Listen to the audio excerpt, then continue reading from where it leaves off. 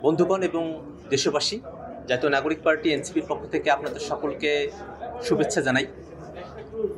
ঐক্যমত্য কমিশনে সংস্কার নিয়ে দর কষাকষি চলছে এবং পরিস্থিতি এই জায়গায় এসে দাঁড়িয়েছে, বিএনপি বা তার সঙ্গে গুটিকতক দল এই দর কষাকষিতে তারা যখন কোনো একটা বিষয় ছেড়ে দিচ্ছে বলে মনে হয়, তাহলে সেটা একটা পাওয়ার পার্টি বা বিএনপি তারা তাদের দলীয় স্বার্থ ছেড়ে দিল এরকমটা বলে উপস্থাপিত হয়।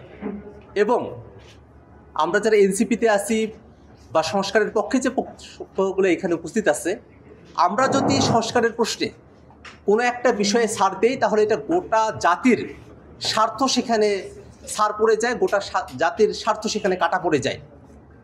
বাংলাদেশে 24-এর অভ্যুত্থানের মধ্য দিয়ে যে নতুন বাংলাদেশের স্বপ্ন আমরা দেখেছিলাম, যে বাংলাদেশে গণতান্ত্রিক রূপান্তর ঘটবে, রাষ্ট্রের যে অর্গানগুলো আছে সেখানে ক্ষমতার ভারসাম্য থাকবে, বিকেন্দ্রীকরণ থাকবে, জবাবদিহিতা থাকবে, সেই জায়গাগুলোকে নিশ্চিত করার জন্যই মৌলিক সংস্কার প্রয়োজন।